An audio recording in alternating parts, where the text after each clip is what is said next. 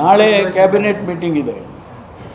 ಒಳ ಮೀಸಲಾತಿ ಬಗ್ಗೆ ಪ್ರತ್ಯೇಕವಾಗಿ ಒಂದು ಸ್ಪೆಷಲ್ ಕ್ಯಾಬಿನೆಟನ್ನು ಕರೆದಿದ್ದಾರೆ.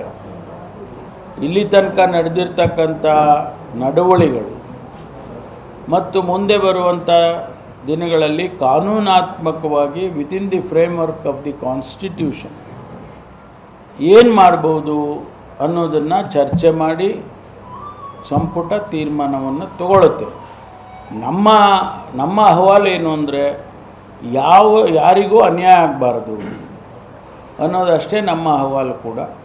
ಅಲ್ಲಿ ಕ್ಯಾಬಿನೆಟ್ನಲ್ಲಿ ಕೂಡ ಇದನ್ನೇ ನಾನು ಪ್ರತಿಪಾದನೆ ಮಾಡ್ತೀನಿ, ಯಾವ ಸಮುದಾಯಕ್ಕೂ ಅನ್ಯಾಯ ಆಗಬಾರ್ದು ಅನ್ನೋದಷ್ಟೇ. ಎಲ್ಲರಿಗೂ ಕೂಡ ಸಮಾನಾಂತರವಾಗಿ ಅವ್ರಿಗೆ ನ್ಯಾಯ ಸಿಕ್ಕಿದರೆ ಅದೇ ನಮಗೆ ಸಂತೋಷ.